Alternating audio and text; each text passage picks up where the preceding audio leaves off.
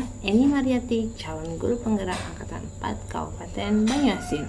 Hari ini saya akan membahas demonstrasi kontekstual modul 3.1, yaitu pengambilan keputusan sebagai pemimpin pembelajaran.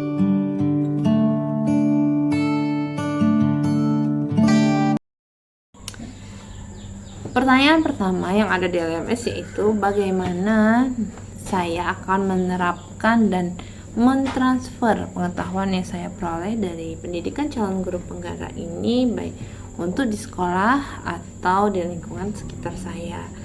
Nah, pembelajaran yang ada di dalam pendidikan guru penggerak tentu sangat bermanfaat apabila kita laksanakan secara konsisten di dalam kelas, di sekolah, dan ke masyarakat atau di lingkungan sekitar kita.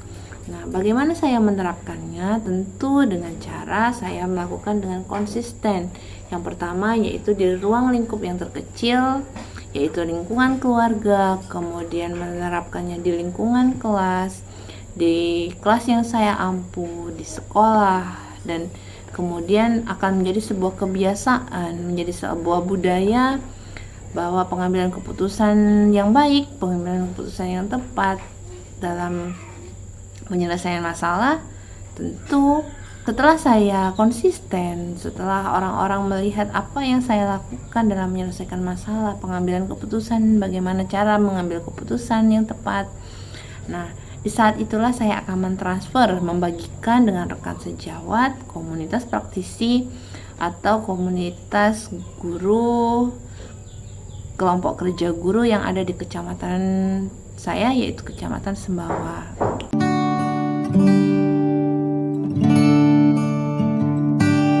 Menjawab pertanyaan kedua, yaitu apa langkah-langkah awal yang akan saya lakukan untuk memulai pengambilan keputusan berdasarkan pemimpin pembelajaran. Nah, sebagai seorang pendidik, sebagai seorang pemimpin pembelajaran, tentu kita akan berjumpa dengan dilema etika atau bujukan moral. Nah, permasalahan dilema etika yaitu antara pilihan benar dengan benar atau benar versus benar, dan bujukan moral yaitu pilihan antara benar atau salah. Nah, bagaimana langkah awal saya dalam memulai pengambilan keputusan? Yang pertama tentu dengan mengidentifikasi masalah, apakah masalah tersebut termasuk dalam dilema etika atau bujukan moral.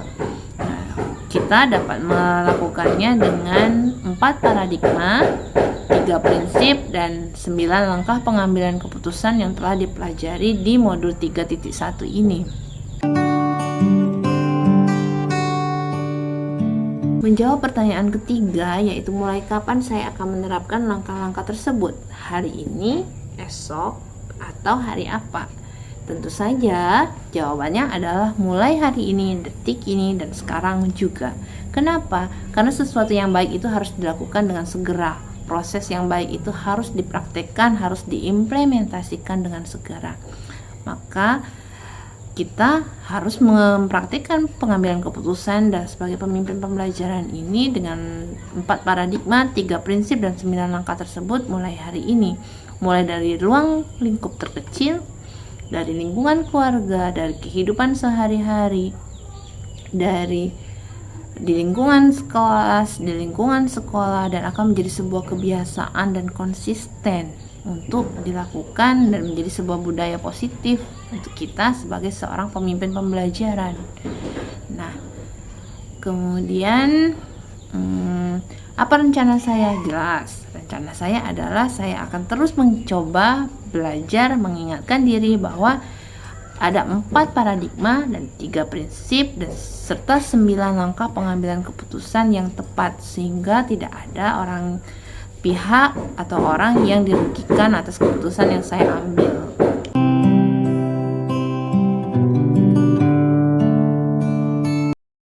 Pertanyaan terakhir, yaitu siapa yang akan mendampingi saya dalam menjalankan pengambilan keputusan sebagai pemimpin pembelajaran. Karena adanya teman diskusi tentu akan membuat materi yang saya terima lebih efektif dan efisien.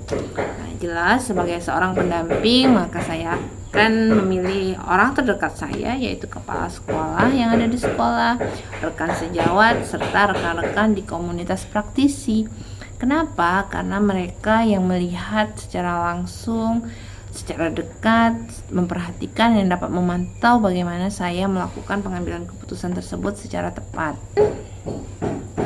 Untuk mengukur seberapa efektivitas keputusan yang saya ambil, tentu dengan menggunakan refleksi, apakah keputusan yang saya ambil sudah tepat atau belum.